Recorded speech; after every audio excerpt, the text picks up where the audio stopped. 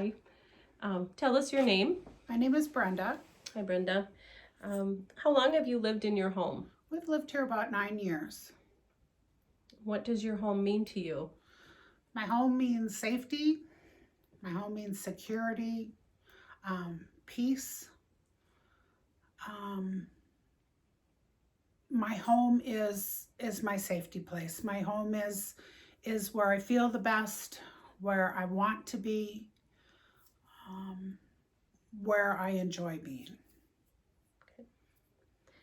Please describe your current health or disability. My disability started in 2007 when I slipped on an ice cube in a job that I was working at. I ended up with a ruptured disc. I had surgery. I they ended up cutting the nerve in my leg, so I ended up with a nerve damage in my leg.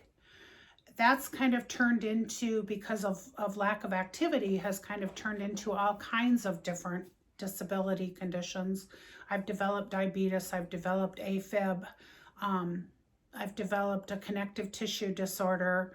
And so lots of those things kind of combine that make me pretty limited. What are your greatest challenges in your home related to everyday activities, laundry, cooking, leaving the house, coming and going? It really depends on the day, but I have challenges every day. I have some days it's hard to get out of bed. One of my biggest challenges was my bathroom. It was difficult to get in and out of my bathtub, and so I've since gotten a handicap shower. My husband does all the laundry here. My husband unloads the dishwasher. Those are things that old farm men don't normally do. So it's been a challenge to get him to do a lot of that stuff because I can't. When you talk about the home modification with your shower, is that a walk-in shower then? Yes. Okay. Yes. I had one of the old bathtubs that you had to lift your leg up to get over into the bathtub, and there were no safety bars. There were no nothing. We had the stick-on bars that were on with suction cups, and those didn't always hold, and so then I would fall. And so we had the shower modification. That's the walk-in shower. It's wonderful. It's got lots of safety bars on it. I have a shower chair now that on days where I can't stand, I can just sit. And I also have the handheld shower part that I can use either standing or sitting. So it's been a godsend for us.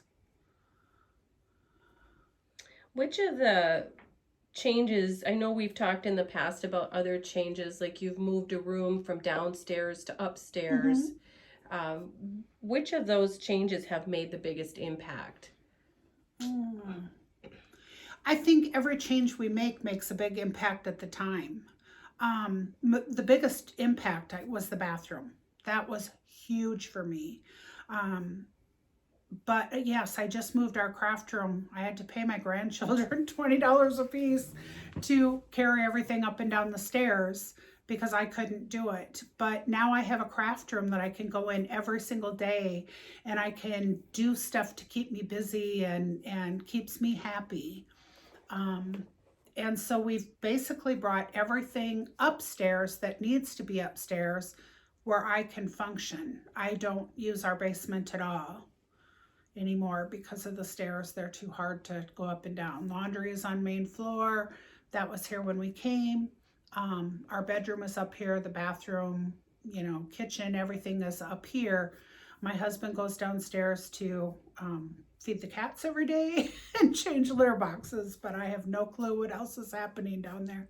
Okay. What is the biggest obstacle you've faced for making home modifications? Cost. Absolutely cost. And finding someone to do it. That was our biggest issue, was that we couldn't afford this. I used to be a state employee and then a federal employee. We had a lot of money, but when I couldn't work anymore, we don't have that kind of money anymore. My husband and I are now both on Social Security, and so when you're on limited income, there was no way we could have afforded to do a shower and that kind of thing on our own. What advice would you give to others who are facing a similar health issue or situation? Make those calls. Don't be afraid to ask for help. You know, that's been the biggest issue that we've had, was that where do you go? Where do you turn to? And now I've learned that there are places to help. The Dakota at Home, you know, the 211 helpline, those kind of things. Don't be afraid to ask for help.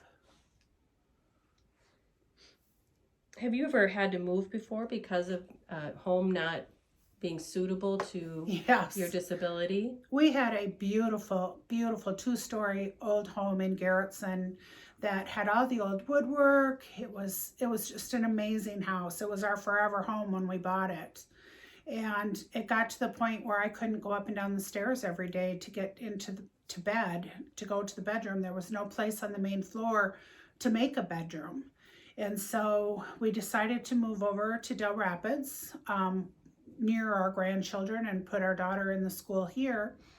And the house that we looked for could have no stairs, and it had to be functional.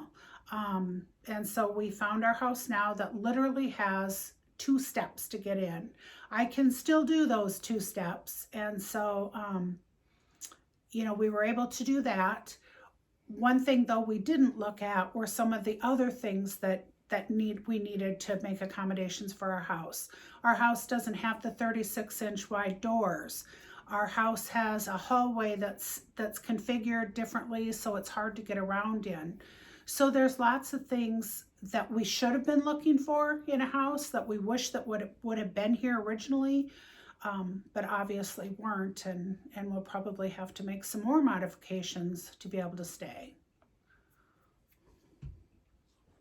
How would you say the modifications you have made have improved your life? Oh, 100%. It's been allowed me to stay in my home. We would have probably had to start looking to move again, and I'm not sure I could have done another move. You know, when you talk about packing everything and boxing everything up and getting help to move, I couldn't have done that. So fortunately, it's allowed me to stay here. It's allowed me to be more independent. I can shower all by myself with my husband not having to be here to make sure that I'm not falling. Is there anything else you'd like to add, Brenda, at this time? I don't think so. Thank you. Yeah.